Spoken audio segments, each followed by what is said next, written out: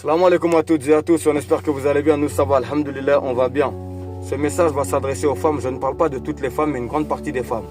Je vais vous dire quelque chose, aujourd'hui, vous les femmes en 2026, vous voulez tout et tout de suite. Vous voulez un homme qui paye les factures, un homme qui paye les courses, un homme qui soit bon avec vos enfants, un homme qui soit le meilleur des papas, un homme qui soit bon dans tous les angles, sur tous les aspects, l'homme il doit être bon. Il doit être bon, il doit être gentil, il doit faire 1m90, il doit faire 90 kg, il doit avoir beaucoup d'argent, il doit avoir de l'épargne, il doit avoir une grosse voiture, il doit avoir une belle maison, il doit avoir une belle voiture, il doit avoir une belle situation, il doit gagner 5-6 000 euros par mois, etc., etc. Ça doit être un papa aimant, ça doit être le meilleur, etc., etc. Oui, plus.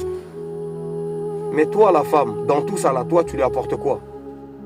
Toi là, dans tout ça, je répète, toi la femme qui te demande beaucoup là, dans tout ça, toi, qu'est-ce que tu lui apportes? Qu'est-ce que tu lui apportes à ton mari? Qu'est-ce que tu lui apportes à ton homme? Il y a beaucoup de femmes, vous voulez vous marier, mariage, mari, vous êtes incapable de gérer un mari. Vous êtes incapable de gérer un homme. Vous êtes incapable de gérer une maison. Vous êtes incapable de gérer votre foyer. Ça, c'est réel. Parce que quand ton mari dit 1, tu dis 10. Quand ton mari il te dit une parole, tu es susceptible de modifier sa parole et de le prendre mal. Quand ton mari il te demande une chose, tu vas lui parler mal. Quand ton mari il veut la paix, toi tu veux les problèmes.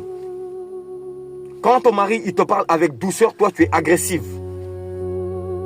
La féminité tu connais pas, la douceur tu connais pas, la paix tu connais pas. Tu es toujours en embrouille avec lui. Limite c'est ton ennemi. Pour faire quoi? Tu as toujours cet orgueil surdimensionné en toi, tu n'y arrives pas. Limite on dirait que tu le détestes. Pourquoi? Donc il y a beaucoup de femmes. Vous avez un problème dans vos foyers. Sachez-le.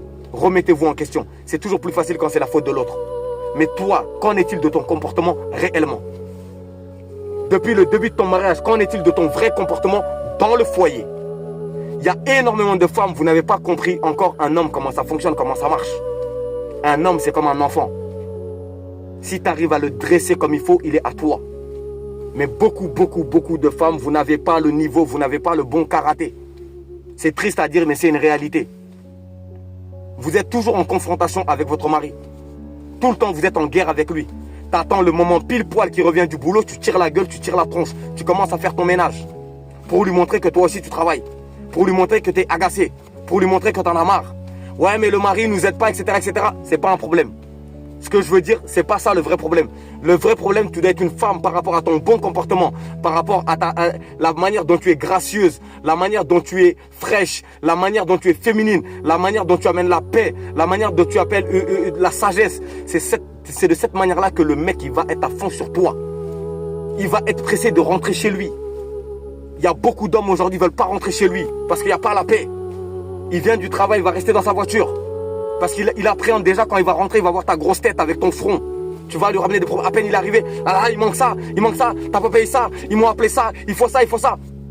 Ça veut dire que vous ne savez pas gérer votre karaté, vous ne savez pas gérer votre foyer. Il y en a plein des femmes, vous êtes comme ça. Remettez-vous en question. Vous mettez tout sur la faute de l'homme, c'est le mari, c'est lui. Et toi alors?